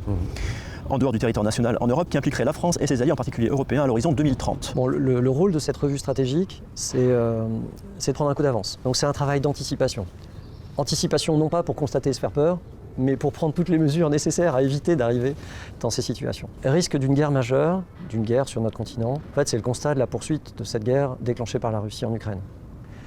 Et d'une forme d'usage débridé de la force par Moscou, qui pourrait décider. On ne peut pas écarter, on est obligé de penser à tous les possibles. Mais moi je suis d'accord, mais pourquoi la Russie ne pourrait pas avoir le même sentiment en fait? Quand tu vois, juste rappelons que dans l'OTAN, il y a quand même les États-Unis d'Amérique, hein, il y a notamment ça. Mais pourquoi les Russes ne pourraient pas se dire aussi que là, les Européens sont en train de s'armer, sont en train de rentrer dans des économies de guerre, sont en train de préparer leur population à la guerre et tout? Pourquoi eux aussi n'auraient pas droit à cette logique-là, qui est l'engrenage que j'arrête pas d'accuser, hein? Je veux dire, les deux sont stupides pour aller dans cet engrenage, mais de se dire l'Union Européenne se prépare à la guerre, enfin l'Europe se prépare à la guerre, l'OTAN se prépare à la guerre. J'ai l'impression qu'il y a la même logique de l'autre côté. Les deux se disent, oula, il est en train de s'armer là, il est en train de produire des armes et tout, il se prépare à la guerre, il y a juste à voir sa population et tout, voilà, je comprends pas. On ne peut pas écarter un scénario où Moscou, enhardi par une forme d'euphorie de victoire, dirait, ok, après l'Ukraine, je m'en prends à un pays de l'OTAN, un petit pays balte, important mais petit par la taille, assez vulnérable. Ce sera un test. Et c'est là que la solidarité entre nous est importante et c'est là qu'il faut savoir réagir et donc l'avoir anticipé, préparé, s'y être préparé. Et on pourrait se demander aussi pourquoi il n'y a pas, prenons le truc de la Palestine, quel est le discours? Parce que là, il y a une méchante puissance qui veut attaquer les pays baltes. Ok. Quel est son discours vis-à-vis de la Palestine? Moi j'aurais bien aimé, moi je serais brut, je suis en mode d'accord, ça marche. La puissance démesurée et tout, mais alors quid de l'armée française face à Israël et face aux États-Unis? Israël qui commet un génocide en Palestine et les États-Unis qui attaquent l'Iran, avec Israël en plus, qui commet un génocide. Quel est le discours de l'armée française face à ça? Pareil moralement. Ce que vous voulez dire, c'est que si la Russie envahit ou attaque... Alors attendez, oui, Sam, une question. Si la Russie a le droit d'avoir peur, ok, mais pourquoi c'est elle qui craque et lance les hostilités? Merci. Mais là, je suis pas en train de dire que la Russie a le droit d'avoir peur. Je suis pas en train de vous dire comprenez les Russes, ils ont le droit d'avoir peur. Juste, je suis en train de mettre en parallèle les deux discours. Je veux dire, si on accepte l'idée de regarder la Russie devient une menace, augmentation du budget militaire, des bases militaires, une attaque, une intervention et tout, pourquoi la Russie n'aurait pas le même discours vis-à-vis de l'OTAN et des États-Unis? Pourquoi eux aussi, notamment, je rappelle que la Russie a aussi des bases militaires américaines tout autour de son territoire. Donc, c'est même pas le droit d'avoir peur, c'est que c'est la même logique. Les deux côtés, c'est la même logique de concurrence impérialiste. Je suis pas en train de vous dire la pauvre Russie, elle se fait menacer. Je vous dis qu'ils sont tous les deux dans la même logique. La même logique. Je ne comprends pas pourquoi je devrais défendre la France contre la Russie alors que les deux sont dans le même engrenage. Un pays balte, la France en tant qu'allié c'est obligé d'intervenir avec son armée. Ce sera une décision qui sera prise par la personne élue par les Français. Mon conseil aujourd'hui, c'est... Oui, je comprends ton avis critique et c'est bien de l'avoir, mais je trouve parfois que tu adoptes... Que tu adoptes un point de vue unilatéral, c'est-à-dire unilatéral, et que ce serait bien aussi de réfléchir sur les points de vue de l'armée et en connaissance de cause. Tu veux dire que je devrais adopter les points de vue de l'armée française, c'est ça? Mais tu crois que l'armée française, c'est quoi son objectif à l'armée française? Genre, l'armée française, son objectif, c'est la défense des pauvres Français? Genre, il faudrait aussi voir quelle est la fonction de l'institution militaire dans les États-nations. Non, mais non, c'est de défendre les Français, c'est tout. C'est ça le rôle de l'armée, c'est tout. Je suis d'accord pour de la logique, mais la Russie, en passant à l'action, ça aide pas. Ah, mais la Russie est une puissance impérialiste. Les gens, c'est une puissance impérialiste. Mais c'est concurrence entre puissances impérialistes. Les Ukrainiens n'ont pas respecté les accords de Minsk, c'est là qu'est partie la guerre et l'invasion. Non mais attendez, que le fait que les Ukrainiens n'aient pas respecté l'accord et que l'OTAN et les États-Unis ont installé des guerres autour de la Russie et favorisé un climat de guerre, une intervention russe, moi je suis totalement d'accord. Sauf que je suis contre l'idée qu'on fasse passer la Russie simplement comme une pauvre petite puissance qui a été acculée jusqu'à devoir malheureusement intervenir. En fait, il faut avoir une vision mesurée et complexe du truc et en fait dire que effectivement il y a des accords qui n'ont pas été respectés et il y a des bases américaines autour qui n'ont pas aidé à apaiser les tensions et ont pu convaincre les Russes d'aller en guerre, ne signifie pas que les Russes sont des pauvres petits êtres pacifiques qui seraient contre la guerre et qui seraient pour un ordre plus égalitaire où chacun serait chez soi. Non, ils ont aussi des intérêts à ça. Ils ont aussi ils veulent aussi influencer la région, ils veulent avoir des pays satellites. Voilà, ils sont en fait dans la même logique que les Occidentaux. Voilà, c'est tout. Ils sont dans la même logique que nous. Et c'est pas défendre la Russie, c'est juste dire, ouais, c'est le même engrenage. Bien sûr, d'être solidaire. On ne peut pas écarter un scénario comme ça. C'est le pire. On fait tout pour l'éviter, mais on est obligé d'imaginer que c'est possible. Pour la première fois depuis le milieu du dernier siècle, la perspective d'un affrontement contre un État important, qui a une armée importante, réapparaît. C'est ça, ce dont on veut parler. C'est la possibilité de retrouver un affrontement, non pas contre des petits groupes. Et en fait aussi, les gens, moi, ce qui m'énerve là-dedans, c'est que on a l'impression que tout d'un coup, la perspective d'une guerre contre un autre État émerge parce que maintenant, on a la Russie de Poutine qui est devenu quelqu'un de très méchant et quelqu'un qui veut faire la guerre. Et c'est une analyse qui me semble totalement idéaliste. En fait, le seul problème, c'est que il y a Poutine, il est méchant, il aime la guerre. Mais en fait, il suffit de lire les analyses marxistes pour montrer que allez lire Rosa Luxembourg, allez lire Lénine, allez lire Jean Jaurès, mais en fait, c'est le fonctionnement du système capitaliste. Il y a une crise de la surproduction, il y a des crises économiques et ça ne va amener qu'à des conflits. Alors, ajoutez à ça la catastrophe écologique, le manque de ressources, la concurrence économique et ça ne peut qu'amener la guerre. En fait, on nous fait croire que la guerre est amenée par des personnes autoritaires alors qu'elles ne sont que le symptôme de ces crises économiques et de ce fonctionnement capitaliste qui a besoin de guerre pour redémarrer un processus, pour rentrer dans un nouveau cycle. Le capitalisme porte en lui la guerre comme la nuée porte l'orage. Exactement. Et c'est ça qui m'énerve là-dedans. On nous fait croire que,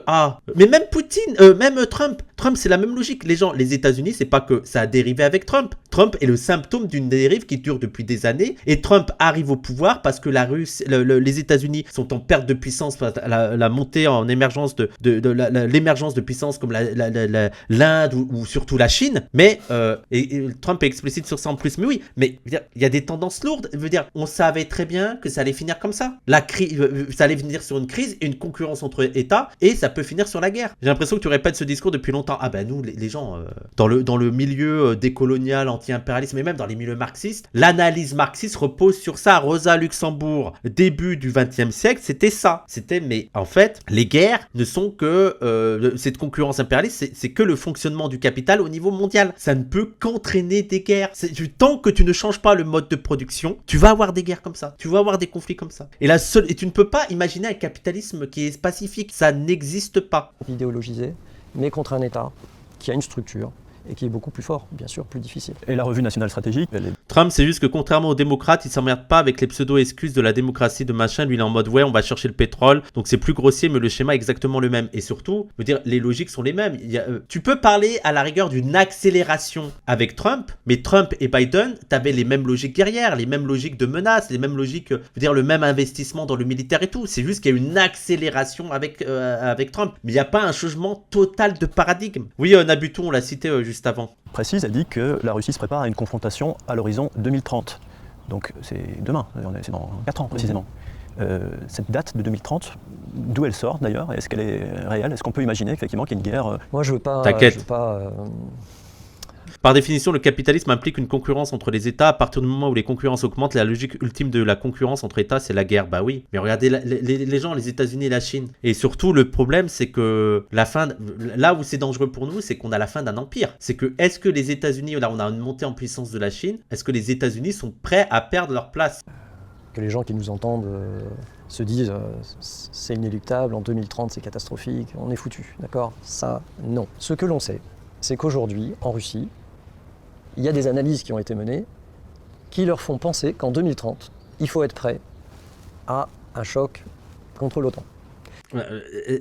Est-ce que... C'est intéressant cette formule. Il y a des analyses en Russie qui leur laissent penser qu'en 2030, il faut être prêt à un choc contre l'OTAN. Et de l'autre côté, dans l'OTAN, il y a des analyses qui laissent penser qu'en 2030, il faudrait que l'OTAN soit prêt à un choc contre les Russes. Mais c'est génial! C'est génial! C'est génial! Les deux sont... J'ai quand même l'impression qu'ils sont prêts à un choc en face. Et en face, ils ont l'air de se préparer à un choc. Est-ce que ça veut dire que les Russes C'est un match organisé ou quoi? Oui. ont l'intention d'attaquer l'OTAN? Non. Ça veut dire que les Russes estiment qu'il pourrait y avoir une confrontation en 2030. Ce que pense aussi l'OTAN. Voilà, exactement. L'OTAN pense exactement la même. Qu'il pourrait y avoir une confrontation en 2030. Pour nous, qui sommes membres de l'OTAN, on se dit, la Russie se prépare à un choc. On ne peut pas l'ignorer. Parce que derrière préparation... Donc nous, il faut qu'on se prépare à un choc. Voilà. Vu que la Russie se prépare à un choc, nous, il faut qu'on se prépare à un choc. Et donc la Russie a raison de penser que l'Europe se prépare à un choc. Mais vu que l'Europe se prépare à un choc, il faut que la Russie se prépare à ce choc. Mais vu que la Russie se prépare à ce choc et est en train de s'armer, peut-être que nous, on devrait s'armer pour se préparer. C'est un effort de défense qui est monumental. C'est-à-dire qu'eux s'arment, hein. D'ailleurs, là, ils avaient moins d'1 million de soldats en 2022. Ouais. Et puis là, leur objectif, d'après la Russie, c'est 1,9 million en 2030. 1,9 million en 2030. Donc c'est une grosse... Il vaut mieux être prêt et qu'il n'arrive rien que l'inverse. Les gens, je veux dire, vous ne rendez pas compte comment cette logique guerrière, elle est dangereuse en fait. Là, vous êtes en mode, ah non, mais prenons deux choses. Pour vous, c'est une bonne chose que l'OTAN, des puissances comme l'OTAN, c'est-à-dire comme la France, comme l'Allemagne, comme l'Angleterre, comme les États-Unis, se disent qu'il faut absolument s'armer au cas où il y a une guerre. Pour vous, c'est une bonne chose. C'est très bien. Et sachant que vous parlez de la Russie, vous croyez que l'armement va servir qu'à la Russie, en risque de confrontation avec la Russie? Est-ce que vous prenez en compte aussi que cet armement va servir à ce que la France assoie sa domination sur les pays du Sud? Ça vous intéresse pas? Ça rentre pas dans le calcul. Vous voyez que l'armée française va dire, oulala, les armes qu'on est en train d'acheter, c'est que au cas où il y a la guerre avec la Russie. Non, ça va pas être utilisé pour faire les guerres dans le Sud. Et en plus, vous croyez qu'il va pas y avoir une guerre interne? Vous pensez pas que ça peut amener une répression féroce de la part des gens qui se disent que, oulala, il y a la menace russe? Et aussi, rendez-vous compte du danger du discours d'avaliser la menace russe. Parce que là, ça va, les gens. Mais moi, rendez-vous compte que ça pourrait être utilisé comme justification pour réprimer des gens en France. C'est-à-dire que nous, les antimilitaristes, les anti-impérialistes, ceux qui veulent s'en prendre à l'industrie militaire et dire qu'il faut arrêter que de vendre autant d'armes, on pourrait justifier des répressions à notre encontre en mode, mais attendez, là, les gens, il faut faire ça parce qu'ils sont inconscients, ces gens-là. Il y a la menace russe. Il y a la menace russe et ces gens osent dire ça, il faut les faire taire. Vous vous rendez pas compte comment ça peut aller très vite. Bah non, oui, Sam, c'est que défensif. Oui, les États-Unis attaquent l'Iran aussi sous prétexte de défense. Hein. Oui, on connaît. Non, oui, Sam, car on a une armée de défense avec des armes de défense. Bah bien sûr, oui, c'est la défense. Bien sûr. Augmentation, c'est-à-dire qu'ils se préparent et c'est pour ça qu'on parle de 2030. Vous êtes premier degré quand vous dites ça ou pas, Vidar? Est-ce que t'es premier degré quand tu dis, oh mais non, mais nous c'est que la défense? Plus généralement, l'Europe n'est plus un front américain contre la Russie, nous sommes une marche de l'Empire. Ah oui, non, mais après ça, bien fait pour les Européens. Bien fait. Ah, j'ai eu peur, oui. Mais oui, en plus on se fait lâcher par les USA. Bah, bien fait. C'est parce qu'ils sont en train de se préparer? Ils se préparent, en fait on sait que 2030 est un horizon qu'ils ont travaillé formellement. On regarde leur industrie de défense qui produit de grandes quantités d'équipements, les chars en quantité, les avions en quantité. Bon, sachant qu'en plus, ils en produisent aussi parce qu'ils en perdent énormément dans leur guerre en Ukraine. Hein. La Russie est en économie de guerre, c'est une catastrophe, mais ils produisent beaucoup d'armes parce qu'eux aussi ils sont en guerre en Ukraine. Quoi. On sait qu'ils recrutent et qu'ils ont un objectif de recrutement qui leur fait passer d'une armée d'à peu près 1 million d'hommes. Et d'ailleurs, il y avait une étude assez intéressante aussi sur les inégalités aussi dans l'armée russe. C'est-à-dire la proportion assez astronomique dans les morts de personnes des classes populaires ou du lumpen prolétariat. Voilà, l'armée inégalitaire partout. Hein. C'est-à-dire qu'il y a des différences de classe même au sein de l'armée, et c'est souvent les plus pauvres, les plus précaires qui sont sur le front et qui vont mourir en premier. Voilà. Mais ça ne sera pas spécifique à la Russie, hein. Ça sera aussi pareil en France, ça sera pareil aux États-Unis. C'est les plus pauvres qui vont morfler les premiers. Hein. Dans les années 20, à quasiment le double 10 ans plus tard. On ne peut pas l'ignorer. Est-ce que l'intention est là? Je ne sais pas. Est-ce qu'on sera prêt? Je pense qu'on sera prêt. Je pense qu'on est prêt. En fait, j'ai aucun doute sur notre force. On est très fort. La Russie, regardez, si vous prenez des chiffres, on est dans la classe de plus de 100 millions d'habitants. D'accord? Face à une Europe qui pèse plus de 500 millions d'habitants. Si elle est unie. Si elle est unie. C'est pour ça que la solidarité est fondamentale. Si nous sommes unis, nous sommes beaucoup plus forts. Mais est-ce qu'on le sera, unis? Je pense. Ouais. Je pense. C'est le défi de notre génération. Moi, je pense, c'est de suivre les pas de nos prédécesseurs qui... Ah là là, ce discours européiste. Là, les gens, il y a quelqu'un qui est totalement d'accord avec lui, c'est Glucksmann. Glucksmann, le mec de gauche. Qu'est-ce qu'il répondrait à ce gars-là? Le mec de gauche, Glucksmann, qu'est-ce qu'il aurait à répondre au général Mandon, qui est très proche de Macron? Rien. Je pense que Glucksmann est totalement en phase avec lui. Hein. Qui, après 2 guerres mondiales, se sont dit, ça suffit, il faut arrêter ça. On crée un cadre international. Après 2 guerres mondiales, il faut arrêter ça. Oui, on n'a pas continué les guerres ailleurs, mais il faut arrêter ça. Plus jamais. Qui nous permet de dialoguer, d'éviter les conflits, de maintenir... Alors, les gens, il nous faut un cadre international qui nous permette d'éviter les conflits. Bon, déjà, la France continue les conflits, mais on est quand même nos alliés, c'est les États-Unis et Israël. Rappelons. Les 2 pays qui le chient le plus sur le droit international, hein, mais aucun problème sur eux. Aucune remarque sur le comportement des États-Unis et d'Israël vis-à-vis du droit international et du fait qu'ils le violent sans cesse pour mener leur guerre. Non. La paix, ça c'est précieux, il faut l'entretenir. Et puis, d'une solidarité entre nous. Et une solidarité, y compris entre des pays qui s'étaient fait la guerre, en disant on ne se fait plus la guerre. Mais... Ah oui, voilà, c'est ça, ok, bon, voilà. Il l'avait pas précisé tout de suite, mais en fait, c'est pas qu'on fait plus la guerre, on fait plus la guerre entre nous. Voilà, on fait plus la guerre entre occidentaux, voilà, entre pays de l'Europe et les États-Unis, le Canada, les puissances du Nord, on se fait plus la guerre entre nous, c'est terminé. On fait que la guerre aux autres. Non, mais après, oui, pourquoi pas. Ne plus se faire la guerre, ça veut pas dire renoncer à l'idée de se défendre. Et aujourd'hui, c'est ce qu'on est en train de réaffirmer. Et il ne faut pas avoir peur. C'est juste de dire, on est prêt à se défendre. Parce que ce qu'on est, c'est important. Moi, je ne veux surtout pas créer de l'anxiété et de la peur. Là, il essaye quand même de tempérer son discours, le discours qu'il avait eu il y a quelques mois. Hein. Ce qui est important, c'est juste de mesurer qu'autour de nous, il y a des choses qui évoluent et pas dans la bonne direction. Et pour nous qui ne pensions plus à ces dangers, à la nécessité de se défendre, aujourd'hui, on retrouve la nécessité de se préparer à la défense. C'est de se préparer en équipement, c'est le budget de défense. Non mais sachez les gens, sachez que lui son intérêt c'est juste qu'on augmente le budget de l'armée, hein. C'est ça, hein. L'intérêt c'est de défendre les intérêts des classes capitalistes, militaires et tout, de son institution, son domaine. Et eux ils sont en mode non mais il faut nous donner de l'argent là en fait. C'est à nous qu'il faut donner de l'argent, c'est à nous. Là vous vous rendez compte, la guerre. Ce que vous avez abordé, on fait des efforts, on l'a doublé sur 10 ans et on va continuer. Premier aspect, matériel. Le matériel, c'est compliqué. Il demande des subs, oui. C'est pas le plus important. Le plus important, c'est de se réinterroger sur pourquoi on se défend, en fait. Ah, bonne idée, oui, ouais, c'est vrai. Nous, ok, on fait la guerre, mais pourquoi? C'est quoi? Pour défendre le modèle français, c'est ça? Pour défendre un pays dans lequel on galère, dans lequel on est dans la précarité, qui nous respecte pas, c'est ça? Parce que, après, les gens, prenons une autre situation. Imaginons Mélenchon président en 2027. Prenons exercice, parce que moi, je suis pas un pacifique total, 100% et tout, hein. Mais prenons exercice d'imagination. Mélenchon 2027. Mélenchon installe le socialisme en France. Socialisme et tout, retraite à 50 ans, salaire à la qualification, écologie, on sort du système capitaliste, on sort des énergies fossiles et tout, truc de malade. Et là, des pays le menacent, les États-Unis le menacent, l'Angleterre le menace, l'Allemagne le menace, la Russie le menace. Ah bah là, je serais prêt à ce qu'on se dise, là les gars, faut qu'on se défende. Hein. Tu vois? Moi, je suis prêt à avoir un discours presque patriotique à l'égard l'égard de la France en mode là, il y a un truc, faut qu'on défende notre modèle là. Là, c'est une France, je suis prêt à la défendre. Mais la France de Macron, la France capitaliste, la France bourgeoise, la France qui détruit les services publics, la France qui colonise des pays, la France qui fait la guerre, la France qui détruit la planète, ben je vais pas me battre pour elle, hein. Je vais pas me battre pour elle. Moi, il y a une France pour laquelle je serais prêt à me battre, c'est la France révolutionnaire, socialiste, communiste, égalitaire. Mais l'autre France, non, sans moi. Mourir pour ça, non merci. Non merci. Ce qu'on est, on veut vraiment le défendre. Qu'on comprenne bien quand même, moi non plus, j'ai pas envie d'affoler les gens. A priori, dans le scénario possible, il n'y a pas des chars russes qui vont entrer dans le territoire français. C'est plus des phénomènes en fait, de solidarité où en fait, les soldats français vont être amenés à combattre la Russie sur des territoires hors de France. Exactement.